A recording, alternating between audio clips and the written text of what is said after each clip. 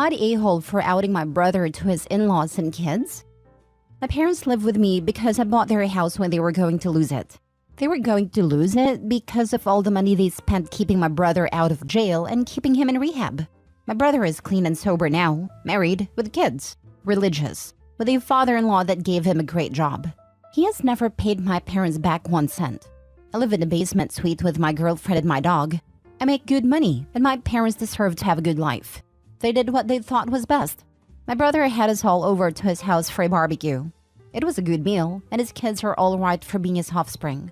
He then proceeded to mock me for still living at home, smoking weed and playing video games while living in sin. I told him to shut up and leave me out of whatever was going on. He said that he just knew I could be doing so much better if I applied myself and looked for guidance. I thanked him for the meal and my girlfriend and I went to leave. He yelled that he was just telling me what I needed to hear to motivate me. I got upset, so I said I was motivated. I said that I liked to smoke and to drink, but that I paid for it myself with money I earned from a job. I never stole from our parents to pay for drugs. I said that I lived on the basement of a house I own because I couldn't afford 2 houses, one for me and one for our parents. And that since they went into that to pay for his lawyers and rehab, I was subsidizing his life. I said that my college fund went up to his nose. I may be bitter. We left. I guess his wife, who knew everything, had never told her parents. My parents understand why I blew my top, but they think I should have kept it in until it was only family there. Now for the top comments. I think it was nice of you to refresh your brother's memory, since he basically insisted on you doing so. His past would have stayed there if he hadn't decided to call you out for taking care of the mess he made. Seriously, what did he possibly expect to gain by needling you? Not the a-hole. And sometimes you do have to react in the moment. Between the anger and the resentment, you know if you don't react, the person will do it again. How sad OP's brother has to talk him down in order to make himself feel like a man. And what BS had he fed his in-laws feel a need to degrade his sibling like this? It is not like OP failed to try biting his tongue and leaving. He did try that. Bro persisted and demanded a response. Most of these situations absolutely need to be handled in a moment. If it's okay for OP's brother to berate him in public, it's perfectly fine for him to respond in kind. Shame on the parents for still taking the brother aside after everything OP has done for them. Your brother has rewritten history in his head so that he's the better child. It allows him to hold himself up higher than everyone else, ignoring everything that you and your parents did, especially everything that you gave up. Honestly, the fact that you did such an amazing thing for your parents after they essentially forfeited your future for him and his drug habit speaks volumes about you. Your parents need to understand that keeping things in is what brought stuff to here. To them, losing their home because they were so focused on fixing your brother and giving him every possible chance that they didn't care what happened, even though it doesn't seem to care how any of that impacted anyone else. Not the a-hole. No greater hypocrite than a reformed addict. Religious reformed addict. That's at least one level up. And then what happened? Not much. My brother is mad at me for talking about his past. My parents understand why I did what I did, but they said I should have walked away. I think I probably should have just left. No, you absolutely do not have to eat this nonsense. You deserve that little reality check. Not the a-hole. Next story. Am I the a-hole for telling my brother his girlfriend and daughter are unlucky to have him? I, 20 female, have a brother, Jake, 31. Jake has a girlfriend, Macy, 28 female, and they have an 8-month-old baby girl together. Since Macy gave birth, she's been living with mom and I. She has a lot of health issues that were amplified by pregnancy and labor, so we've been taking care of her. Jake still lives in their apartment on his own and comes over every so often. He is putting his all into work right now to progress his career. He is already doing quite well from what I can tell, and they are not financially struggling. He owns their apartment and can't afford to give them most things they desire, but he says he isn't where he wants to be with his career yet. Meanwhile, Macy is depressed and struggling physically too. She's on several medications and she barely leaves the house. My mom and I do 90% of the child care because Macy isn't in the state to be doing much, although she tries her best and feels very guilty for how much we've had to do to take care of my niece. My mom and I are happy to help, and Macy is kind of like a sister to me now. We're willing to do anything for her, but seeing her so lonely and unhappy is heartbreaking. My brother came over last night to see his daughter for literally 20 minutes, then he stood up to leave. I followed him out and asked where he always is, and why he isn't here with his wife who is clearly struggling and taking care of his daughter. He said he works hard and is too tired to come all the way over here after work every day, so he just comes when he can. Bear in mind, it's a 30-minute drive from their apartment to my mom's house. I said one day his daughter won't even recognize him, and neither will his wife because he doesn't make the effort to be here. He said it isn't my business, and if I'm unhappy helping them with a baby, then I should just stop, and that no one is forcing me. I said I'm not unhappy taking care of my niece, but it's heartbreaking seeing his girlfriend alone in that state, and him not being there for her or their daughter. I said he comes to see them probably once a week for 20 minutes, and it's not good enough. Unless he's the freaking president of this nation and doesn't have any time at all. But he's not. He works a 9 to 5, so it's not like he's busier than the regular person. I said he should have been smarter and not have a child if he was going to put his career over his family, because now he isn't much of a father at all. He said he isn't taking advice on how to be a father from a kid who has no clue anything she's talking about, and that none of this is my business. So I should keep my 2 cents to myself from now on.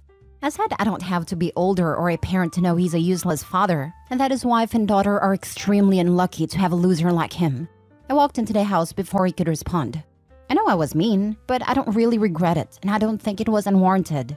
But my mom said although I was right, I took it too far and may have pushed my brother away. Am I the a-hole? Not the a-hole. Your brother is a deadbeat. Who wants to bet that bro will soon or already has a new girl to fool around with? I would bet my house that he has at least one side piece. Not the a-hole. He is quite literally being useless, for the most part, and they do sound unlucky to have him. They are living as if he's a nearly absent baby daddy paying child support. When I got near the end and read that he's only working 9 to 5, my jaw dropped. His girlfriend and your niece are lucky to have you and your mother. It's very thoughtful of you two to be helping so much. I'll be honest, a 30-minute drive twice a day can really put some wear and tear on a vehicle and cost a lot in gas, but to stay for only 20 minutes? And to only visit once a week? That's deadbeat behavior.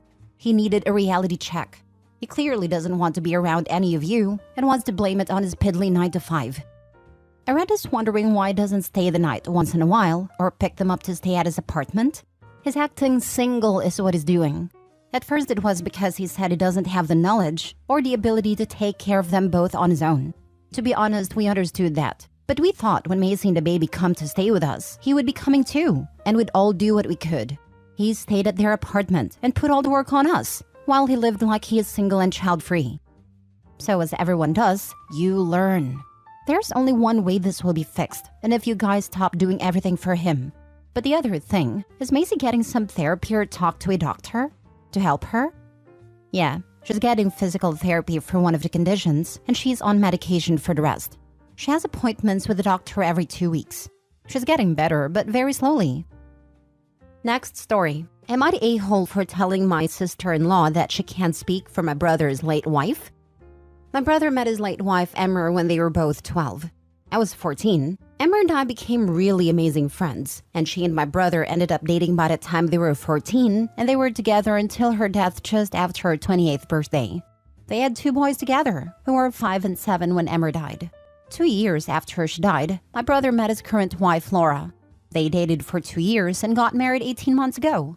The boys are now 11 and 13, and they aren't really crazy about Laura. They are respectful, but she wants a more motherly relationship with them, and they are not interested in that with her. My brother was sort of upset about their lack of interest in a closer relationship with Laura, and we were talking about it recently. And I brought up our own complicated relationship with our dad and his second wife. The background there is my brother and I are both adoptees. Our mom was the woman who adopted us at our births with our dad. She died when we were 6 and 8. Our dad pushed for us to call his second wife Mom. His wife pushed for the same. The fact we were adopted was used as a reason why we should be able to accept his wife as our mom. Because we weren't biologically related to our mom, neither of us ever saw her as anything else. And Dad decided we should have no contact with each other if we didn't accept his wife and her kids as our mom and siblings. Emmer knew how bad things were with our dad and his second wife, and she often heard my brother vent about how crappy Dad was for never understanding that him falling in love with someone else, enough for her to be his wife, didn't mean we would feel the same way about the same woman for her to be our new mom. When Emmer knew she was dying, she warned my brother to remember if he found someone and their boys didn't want her to be more than his wife. She also wrote him a letter and touched on it there.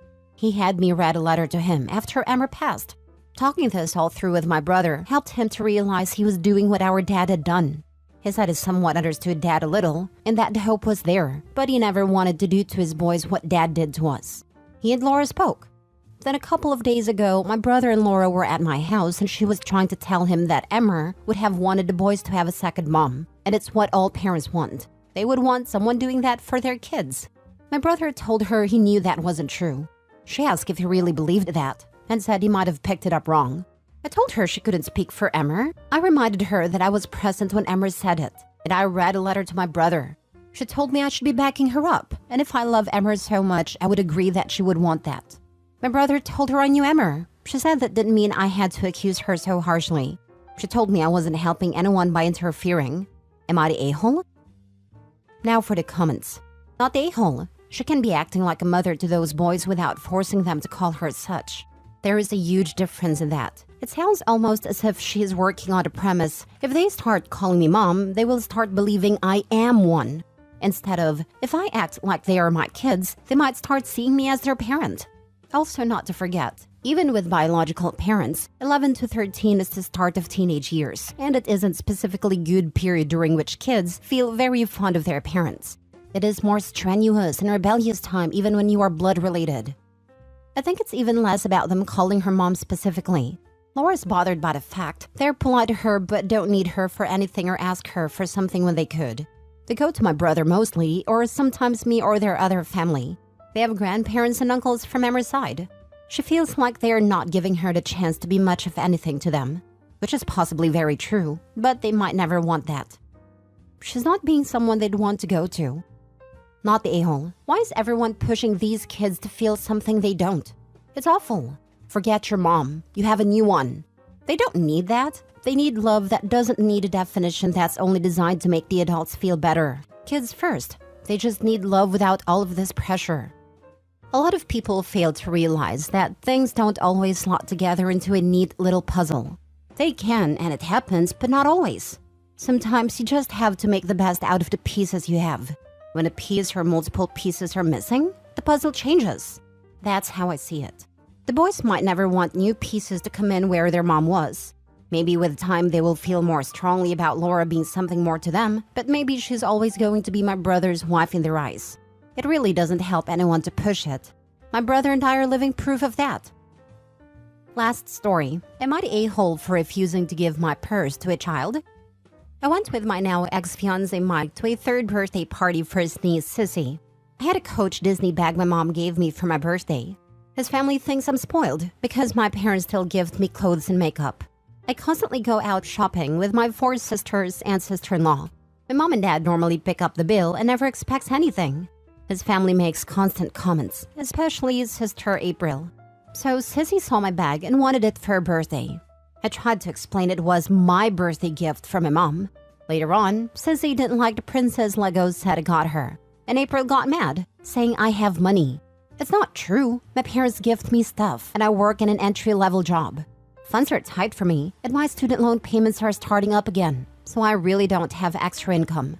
April and then their mom started in on me like I should give Sissy the bag. I was so upset. I took off my engagement ring and handed it to Sissy, saying, "This is the only gift your family will ever receive from me again." I got an Uber and I left. Told my dad what happened while crying, and he picked me up at my apartment. Then told my ex I'm moving out over text. I guess his sister got his phone and texted me all sorts of things about how I can't afford to break the lease, and I told her my dad is going to pay for it if I move back in with him and mom. So now he's getting a half of the apartment and your daughter gets a shiny ring, and she should be thanking me. After that, my dad got movers, and because my parents got me most of the furniture, it's coming with me. My ex thinks I'm being childish and petty for taking what his family did on him. I told him he should have spoken up and stopped his sister and mom from demanding my purse. It's not like this is the first time his family acted like that, but it's the last time. Not the a-hole. Sissy is 3 and may have trouble understanding things, but it is her mom's job to make that explanation in an age-appropriate manner. You probably should have put her purse in your vehicle, where Sissy would have promptly forgot about it. Clearly, April hasn't prized Legos lately. April and her mom were so out of line. One wonders whether they were raised in a backwoods shack, far from normal human social conventions. Your then fiancé should have put an immediate stop to it. If he wasn't going to then, you can be sure he wasn't likely to in the future. Handing your ring to Sissy was a boss move though. I wonder if she'll pitch a fit if it tries to take it back from Sissy. Will April demand that Sissy be allowed to keep the ring? Not a-hole. So she thinks because her parents have money and like to spend that hard-earned cash on their kids, that it means her kid should be able to demand whatever she wants? And she thinks that makes you the spoilt one? Lol, her kid's an entitled little brat, and she's the same. They had no right to do that. And the fact that your boyfriend stood there and did nothing and then put it on you? Nope, you were right to walk away. With family like that, he'll be lucky if any woman is stupid enough to put up with them. I'll predict he'll be single for a very long time. The kid will become an entitled brat. She's a toddler, and she didn't understand the situation. She just wanted a pretty thing. It's the parents' responsibility to explain to a toddler why that's not okay. The toddler is not being an a-hole. She's just being a toddler.